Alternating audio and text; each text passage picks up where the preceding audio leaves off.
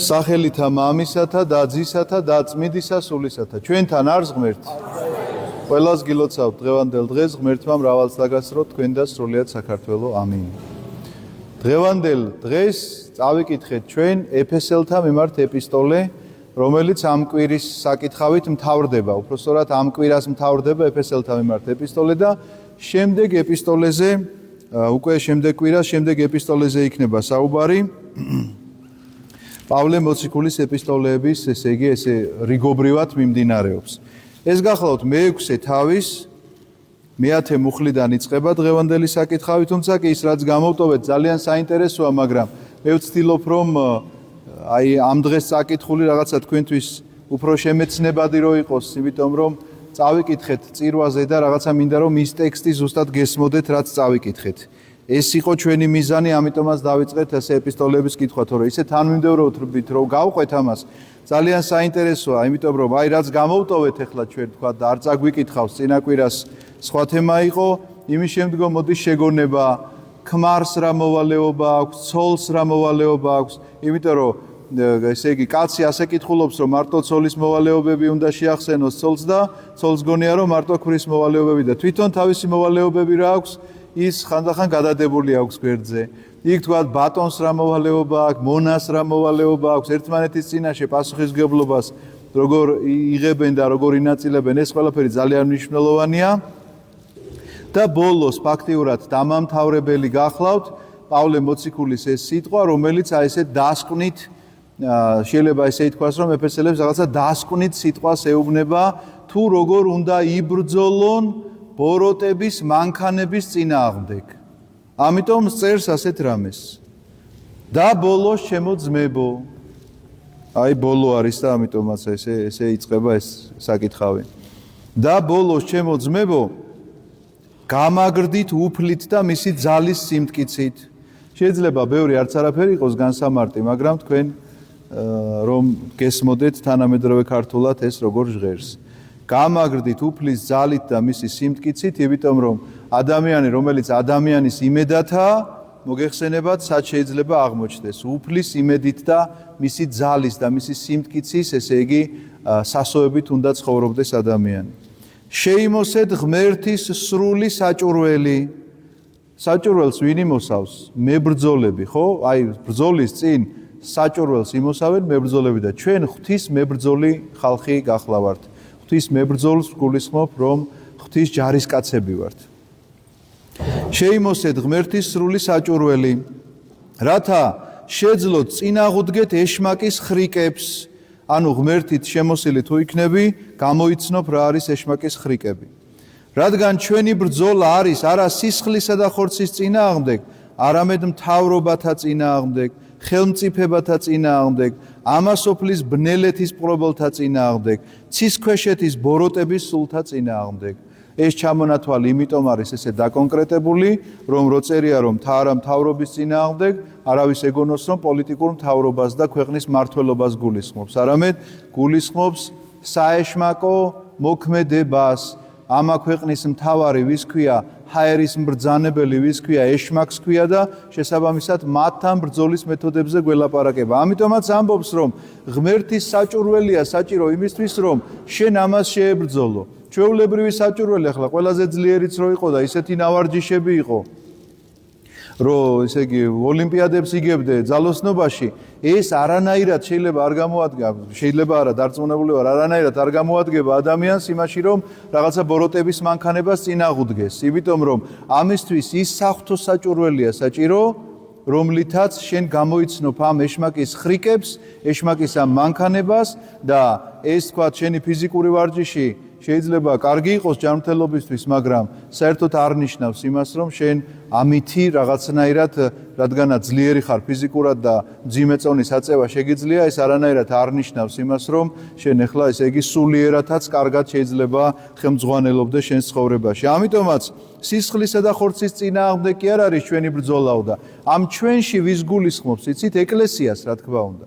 აქ ეკლესიის ინსტიტუციაზეა ლაპარაკი, რომ ჩვენ ვართ ეკლესიის წევრები და ჩვენ არასდროს არ ვიბრძვით სისხლისა და ხორცის წინააღმდეგ. ჩვენი ბრძოლა არის ამ ეშმაკების წინააღმდეგ, რომლებიც თავიანთი ხრიკებით ცდილობენ, რომ აგვაცდინონ მთავარი გზიდან.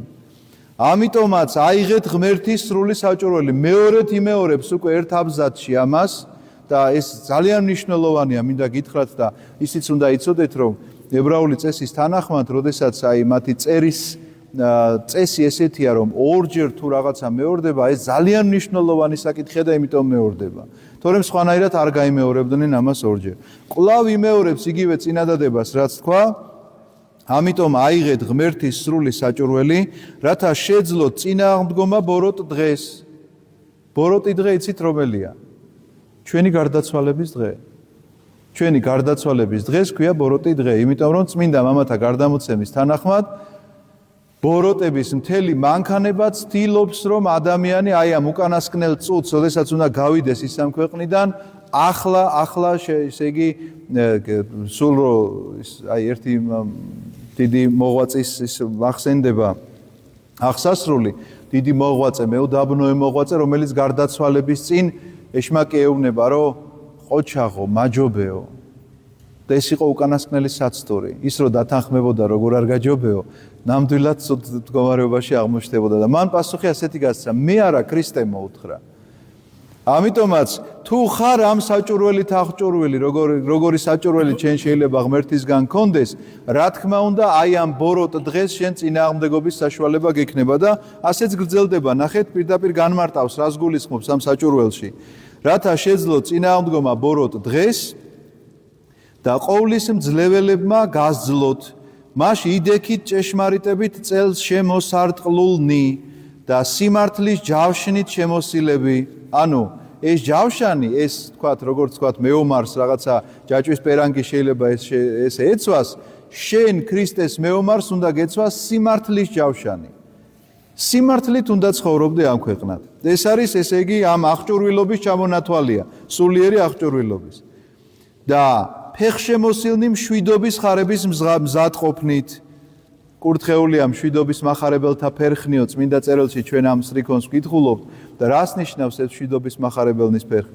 იესო ქრისტეს შესახებ, მახარებლობის შესახებ, იმიტომ რომ ჩვენ არა მარტო ის გვევალება, რომ ეს ჯავშანი გვეცვას ბოროტის წინააღმდგომად, თითეული ჩვენგანი მოწოდებულია ქადაგებისთვის. თითეული ჩვენგანი მისიონერობისთვის არის მოწოდებული. შეიძლება ვინმემ დასვას კითხვა, სად როგორ ეხლა სახლში 9 შვილი მყავს მისახედი და სად უნდა ვიქადაგო? იმ შვილებთან უნდა იქადაგო. ვიღაცა იტყვის, რომ საერთოდ არ მყავს არც შვილი და არც ქმარი და არც ცოლი და არც მშობელი, თქვათ, მაგრამ სადღაცა სამსახურში სადაც ხარ და სადაც მუშაობ, იქ არის სწორედ შენი სიმართლის ეს საჭურველი, სადაც უნდა გეცვას და მართალ ადამიანად გიცნობდნენ, იმიტომ რომ ეს არის შენი ქადაგების ასპარეზი. ამისთვის მოგიწოდა შენ ქრისტემ.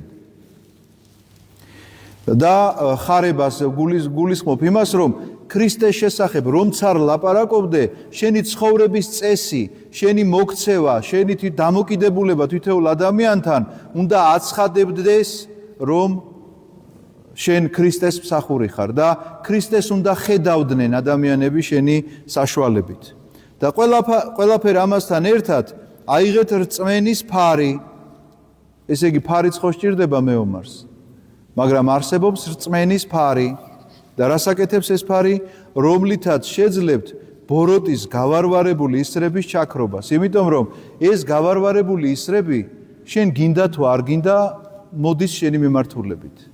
და რით შეიძლება მას წინაღუდგე, რით შეიძლება მას დაუპირისპირდე, თუ არა შენი რწმენით, როდესაც გჯერა და გწამს, რომ ქრისტემ ყოველივე ამას ძლია და თუ ქრისტემ ძლია, შენც დაგეხმარება იმაში, რომ შენც გადალახო ეს ყველაფერი. ანუ ქრისტე არის ამ შემთხვევაში შენი ფარი, რომელიცაც შეიძლება ისხლიტებოდეს ეს ყველაფერი და შენამდე აღარ აღწევდეს. ანუ შენ ვერ დაგჭრის ეს გამოსროლილი ის არის, იმიტომ რომ ქრისტეა შენზე გადაფარებული, ოღონდ ამისი თუ გჯერა, რწმენის ფარი სწორედ ესეა, რომ მე თუ მწამს ამისი, მე თუ მწამს და მჯერა ქრისტესი, ამ შემთხვევაში ამ ფარით შემოსილი ვარ. აიღეთ ხსნის მუზარადი და სულის მახვილი, რომელიც არის ღმერთის სიტყვა. მახვილი, რომელიც უნდა გქონდეს მეომარს, რომლითაც ის უნდა იგერიებდეს მტერს, ამ შემთხვევაში ჩვენთვის რა ყოფილა? ღმერთის სიტყვა. ანუ ღმერთის სიტყვით აღჭურვილი ხარ აი ამ מחვილით აღჭურვილი და ღმერთის სიტყვა სად უნდა ვიპოვო? აი ღმერთის სიტყვა აქ წერია. ამიტომაც ეს წიგნი ყოველ შეხვედრაზე ხო ვიმეორებ, კიდევ ერთხელ ვიტყვი. თქვენს სახლში თუ რომელიმე წიგნის ფურცლები უნდა იყოს გაცვეთილი და ესე იგი ძალიან დაძველებული, ეს უნდა იყოს ბიბლია.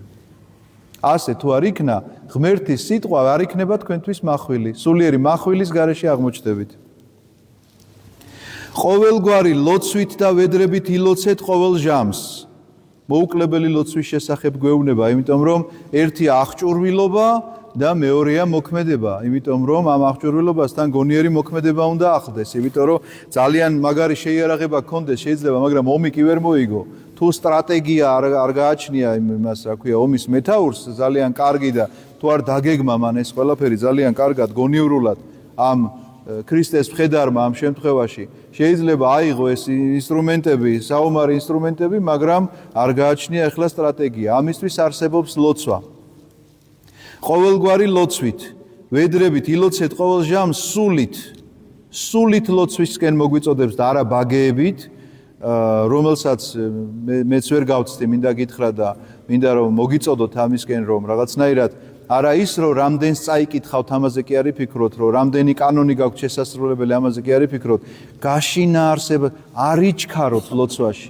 ჯობია ცოტა წაიკითხო, არ იჩქე, იმიტომ რომ ეხლა მოსასწრები მაქვს, ამდენი კანონი და მე გასაქცევი ვარ, ამას ჯობია რომ არ იჩქარო, ცოტა წაიკითხო და ფიქრობდე გააზრებაზე, გაშინა არსებაზე იქ რაც წერია და ეს უფრო დაგებასდება და ეს არის სულით ლოცვა, იმიტომ რომ შენ აი ამ შეგრძნებებში ხარ, იმიტომ რომ აქ აშინა არსებ იმას, ამ ლოცვის სიღრმეებში ჩადიხარ, რომ რაზე ელაპარაკები ღმერთს. სულით ლოცვაზე გითხარით. მუდამ იფხიზლეთ, ამაზე ყოველგვარი სიმხნევით და ლოცვით ყველა წმინდისათვის. მუდამ იფხიზლეთ მithქვამს და კიდევ გაგიმეორებთ. ეს არ ნიშნავს, რომ ღამე არ უნდა დაიძინო. მუდამ იფხიზლეთ შეუძლებელი ადამიანმა რო არ დაიძინოს. ხო მართალია, კაი, 2 დღე რო გაძლოს და მესამე, მეოთხე დღეს ჩამოეძინება აუცილებლად, ხო? ამიტომაც არ გულისხმობს ეს რაღაცა არ დაძინებას. სიფხიზლეში გულისხმობს სულიერ მღვიძარებას, რომელიც ყოველთვის კარგად გამოიკვლევს. რაღაცა ეს გამოსროლი ის არის. მაქვს კი მე საამისო ფარი რომ ავიცილო რაღაცა ეს მახვილი, რომელიც მოდის ჩემს წინააღმდეგ. ბოროტებისგან მომართული mahვილის აცილების საშუალება მაქვს თუ არ მაქვს. მუდამ იფხიზლე და ამაზე ყოველგვარი სიმხნევით და ლოცვით, ყველა წმინდისათვის და ჩემთვისაც, ყველა წმინდისათვის რო გულისხმობს, წმინდანებში ცით ვინი გულისხმებიან? ეკლესიური ხალხი. წმინდანებს უწოდებენ ერთმანეს და წირვა, როგორ ზიარების წინა ბოლო სიტყვები, როგორ არის მღვდელი რას მოგვიწოდებს? აღამაღლებს ტარიქს, ქრისტეს ხორცს აღამაღლებს და ამბობს: წმინდათა რას გულისხმობს, იცით? წმინდათათვის არის ეს განკუთვნილი. ანუ ვინც ეზიარეთ, წმინდანები ხართ. რეალობას ახლა ინარჩუნებთ თუ არა ამ წმინდანობას, ეს სხვა საკითხია. აქედან რომ გახვალთ, რამდენად ცდილობთ ამის შენარჩუნებას, ეს სხვა საკითხია. მაგრამ წმინდანებისთვის არის ეს ყველაფერი და ამიტომაც პავლე მოციქული სწორედ ამას წერს, რომ ყველა წმინდისთვისო და ჩემთვისაც, რათა მომეცესმე სიტყვა და ჩემი პირით ცხადად ვაუწყო სახარების საიდუმლო, რომლის ბორკილდადებული ელჩიცა ვარ, რათა გაცხადებით ვილაპარაკო, რისი თქმაც მართებს. მერე უკვე დამშვიდობების ტექსტია და ესე მთავრდება ეფესელთა მიმართ ეპისტოლე, ბორკილდადებული ელჩი, მე გითხარით, რომ ეფესელთა მიმართ ეპისტოლე დაწერილია, როცა პავლე მოციქული უკვე ბორკილდადებული პატიმარი იყო და მაშინ მისწერა მან ეფესელებს აი ესეთი წერილი. ძალიან საინტერესო, მე გირჩევთ, რომ კვლავ გადახედოთ იმაზე, რაზეც ვილაპარაკეთ, კიდევ უფრო მეტად, რო წაიკითხავთ ამას თქვენთვის გასაგებ ენაზე, თანამედროვე ქართულს გულისხმობ, ძალიან ბევრი რამე შეგეძინებათ, დარწმუნებული ვარ, იმიტომ რომ ბევრი რამის მომცემი იქნება კვლავ თქვენთვის. ისიც გაგახსენდებათ აქ რაც ვილაპარაკეთ და ისედაც ბევრი რამის შემძენი იქნება. ასე რომ ძალიან უნდა აი ამ სიფხიზლეში, აი ამ სულიერ mahვილის, ესე იგი, მუდმივ ტარებას გვირჩევს ჩვენ პავლე მოციქული, განსაკუთრებით მარხვის დღეებში, როდესაც ვიმყოფებით, ეს უნდა იყოს ჩვენი რაღაცნაირად პირდაპირ იძულება საკუთარი თავისა, რომ ასე ასე ვიცხოვროთ, ამ სულიერი מחვილისგან არასდროს არ წავიდეთ შორს, რაც არის ღვთის სიტყვა, ანუ ბიბლია და ასე გავატაროთ. ეს მარხვა კი არა, მთელი ცხოვრება.